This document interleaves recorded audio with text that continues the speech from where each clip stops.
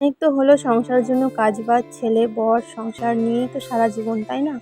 তো তার ফাঁকেও নিজের জন্য কিছু সময় বের করে নিতে হয়। তো আজকে আমি একটা জিনিস বানিয়েছি, তোমাদের সাথে সেটাই শেয়ার করব। চলো সেটাও দেখা যাক কী বানাইছি। তো এই যে এখানে নিয়ে নিয়েছি দেখো ভিঙ্গরাজ। তো বাগানে চলে এসেছি, কিন্তু ভাবলাম এটা ভিঙ্গরাজ, কিন্তু এটা ভিঙ্গরাজ না। তো এই পাশে দেখলাম এটা হচ্ছে ভিঙ্গরাজ। তো এই যে এটা ভিঙ্গরাজ গাছ। এগুলো কিন্তু চুলের জন্য ভীষণ ভালো। আমার মা তো ছোটোবেলায় আমাকে এগুলো লাগাতো, এখন আর আমি অত টাইমও পাই না, লাগানোও হয় না। বেশ কিছুদিন আগে কিন্তু আমি লাগিয়েছিলাম, কিন্তু এখন আর লাগানো হয় না।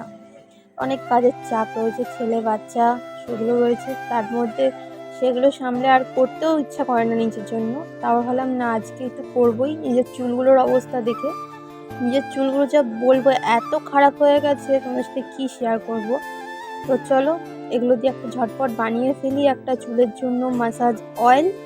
তো এটা তেল ছাড়াই কিন্তু বানাবো, একটা অয়েল বললাম আমি, তেল ছাড়াই। তো চলো এই দেখো জবার ডাল নিয়ে এসেছি আমি। এই ডালটা মানে লাগাবো বাড়িতে, ওর জন্য এনেছি।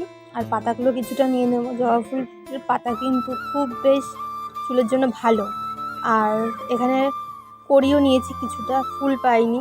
তো আমাদের যা গাছ ছিল জবা ফুল সেটা মরে গেছে, কীভাবে কি জানি মরে গেল। তো এই যে পাতা নিয়ে নিয়েছি, আর এই যে কী বলে ভিঙ্গরাজ নিয়ে নিয়েছি। আর এগুলো ভালো করে এখন ধুয়ে নেবো। জবা ফুল কড়িগুলোও নিয়ে নিয়েছি 4-5টা। তো বেশি দিলে ভালো হয়, কিন্তু আমি পাইনি গাছে এখন। তো এগুলোই এখন বয়েল করব জলের মধ্যে দিয়ে।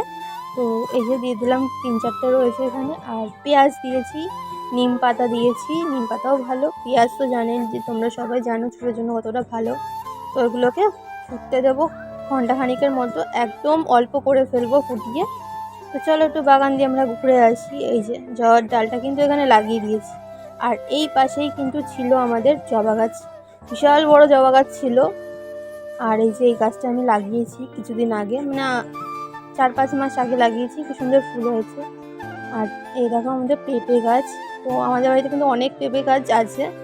এই ছোট্ট পেঁপে গাছে ফুলও এসেছে দুটোর মধ্যে, আর ওই পাশেও ফুল এসেছে। আর ওই দেখো পেঁপে গাছ, কত বড় পেঁপে গাছ। আর এই পাশে ছিল একটা পেঁপে গাছ, এটা পড়ে গেছে বৃষ্টিতে। আর এই দেখো আমার কিন্তু বানানোও হয়ে গেছে, আর এটা কিন্তু আবার ফেলে দেবো।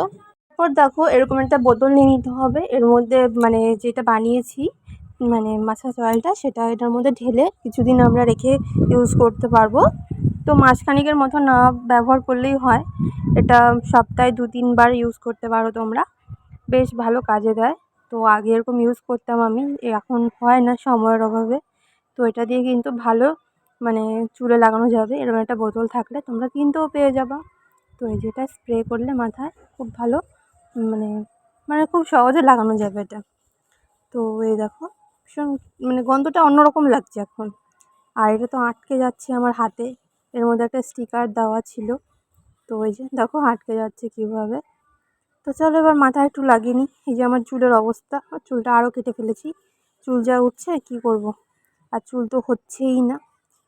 তো তোমাদের ওরকম প্রবলেম থাকলে কিন্তু এটা ইউজ করতে পারো, খুব ভালো কাজে দেয়।